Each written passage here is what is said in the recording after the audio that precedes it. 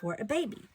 And what I've done is I have printed 2 of the blocks on satin, 2 of the blocks on the regular polypoplin, and 2 of the blocks on the snuggle velour.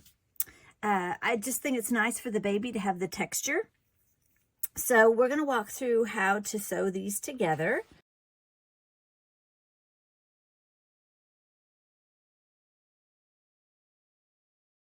I wanted to show you real quick how easy it is to order your Photo Quilt Blocks. I'm going to photoquiltblocks.com will get you to this page, okay?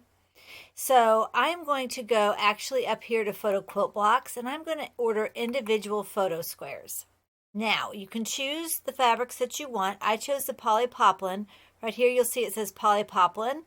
You can order a t-shirt knit if you want a t-shirt knit, satin, and snuggle velour. I use the snuggle velour, the satin, and the polypoplin. So I'm just going to go into the polypoplin. I'm going to say I want a 6x6 block.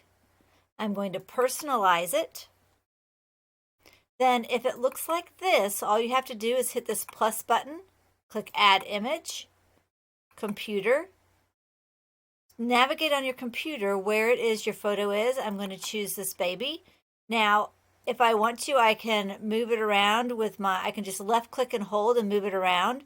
I can enlarge it. I can reduce it. I can rotate it. I can nudge it up, down, to the side. So you can get her positioned exactly like you want it.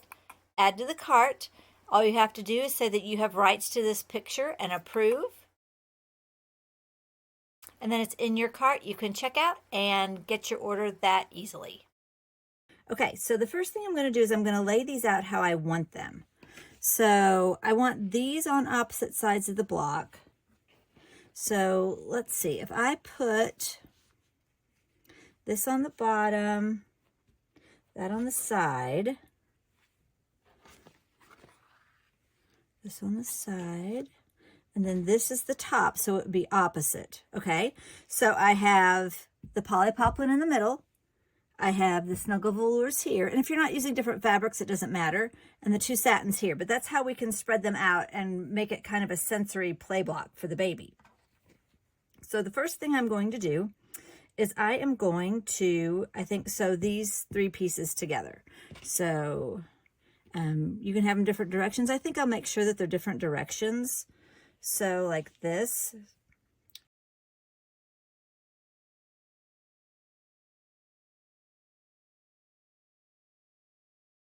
And then I'm going to sew them together.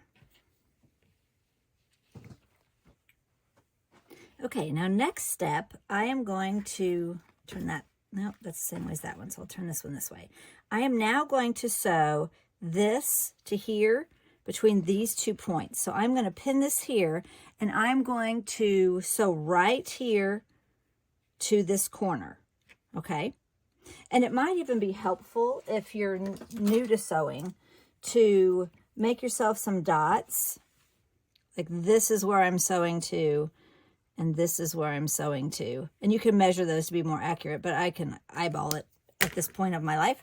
So I'm going to put these here, and I'm going to pin this, and I'm going to sew between this dot and this dot. Now I am going to take this one, and I think I'm going to make, well, that one's going that way. How about this direction? Okay, and then I'm going to, again, put my dots here in my corners. I'm using the width of my presser foot, which is about 3/8 of an inch. So that's about there and there. And you can measure. As long as you use the same seam allowances everywhere, it really doesn't matter how big your seam allowances are. So I'm going to sew this block onto here. So now I'm going to go ahead and before I start sewing up the sides, I am going to sew this onto one of these ends. So I'm going to sew this onto this end because it's going to be the lid and the final piece that we sew on. So I'm going to sew this one on next. So now I'm going to start sewing these together. So I'm going to start sewing the sides together, but I'm not going to sew it all the way to the top. I'm going to sew it just like the others, I'm going to take my seam allowance, I'm going to put a dot there, and I'm going to sew there. So that will allow us to stitch it to the top when it comes time. All right, so I want to show you. So I sewed this together between the two dots. All right, now on the back side, you need to make sure that this is pulled out so that this doesn't get stitched in. So you're going to have all this out of the way as you're sewing. And this is going to sew into this dot. Okay, so see how this is all loose on all the different sides? All right, I'm going to go and do that for all the other sides. So I want to point out, when you get to the side that has your top, you again are going to be putting the dot here in your corner. And actually, I think I'm going to tell you to put the dots in the corner in the beginning on all of them. Okay, so then I'm going to stitch this here, and then we're going to have our box like this, okay? And then we'll stitch these two sides shut, and then we can turn it right side out, stuff, and then we can hand stitch or however you want to do to close it. So I'm going to go stitch the seam. All right, so here's my little box. It's going to be my block. So the next step is I'm going to go ahead and I'm going to put these two dots here in the corner where my seam allowances are, which for me is 3/8 of an inch. All right, so then I'm going to pin this to this, matching that dot to the seam here, okay? The dot to the seam. All right, then I noticed myself doing something when sewing, and I wanted to point it out to you. So when I am sewing this, you see how that corner is kind of crinkling? I just pull this little corner out like that and make it flat, and then pin it and sew into that corner. And so I thought I'd better mention that because I noticed myself doing it, and so that's a good little tip to have. So I'm going to smooth that out. All right, I'll be back. All right, so now we have this one little opening here. So now I'm going to turn this right side out.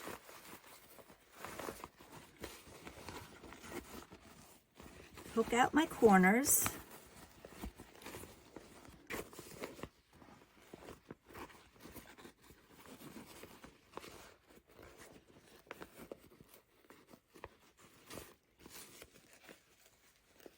I'm going to grab some stuffing.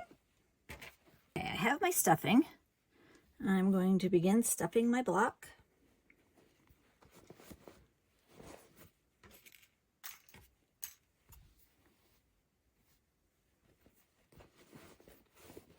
Be sure to stuff into the corners.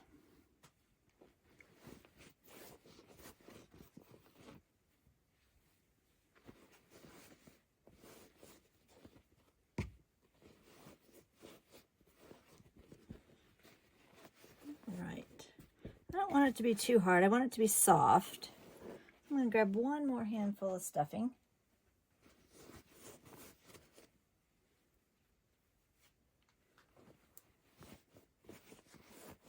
All right, there's our little block. And now what I'm going to do is I'm going to take and pin. I'm going to turn under my 1/4 inch. And what might be easiest is it's polyester, so it doesn't really press, and you don't really want to put that much steam and pressure and heat onto your blocks. So what I'm going to do is I'm going to pin under 1/4 of an inch on both sides, like this. I believe in trying to make this whole process as easy as possible for sewing. All right, then I'm going to take this side, and I'm going to pin it under.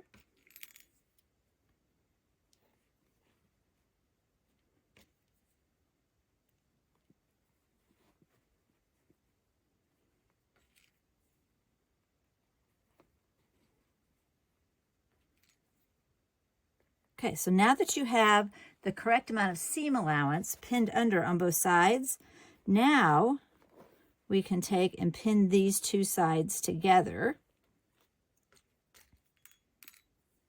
This is probably the hardest part of this block right here, especially if you're a new sewer. Okay, so I'm just going to flip all the pins out like this. And see how that's just going together now, and I can just pin in between the two sets of pins and get that together. And then I'll just do a little slip stitch to hold this final side together. You can try to get it under your machine, but it probably isn't going to look very good. So I'm going to grab a needle. Okay, so now I have a needle with a double knot on it. I'm going to start here in the corner.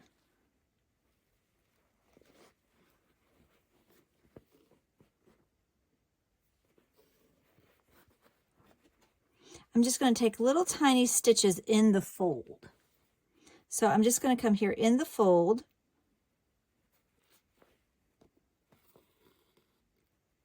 And then in the fold of this side. And this is called a slip stitch, and I'm just going to do this all the way down this side of the block until this is closed.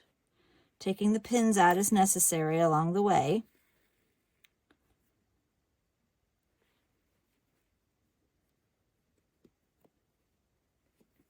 I've got a little gnat friend here that is driving me crazy. I don't know if you can see him in the picture, but he's driving me crazy.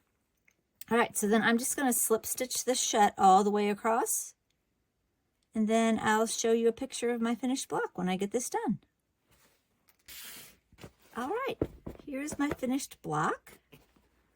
So now, being a family block, they can say, well, who is this? Or find Aunt Tiffany. Or so it's just a really cool little gift. You can put little ribbon loops in your seams if you want to make it more of a sensory block. I didn't, because my daughter, whenever she found a little ribbon loop like that, would twist it around her finger and I'd find her fingers purple. And so I'm careful about putting ribbon loops and things on my baby projects because you just never know what they're going to do with them. All right, so there you go. That's a family block. That is a great personalized gift that you can give to a baby.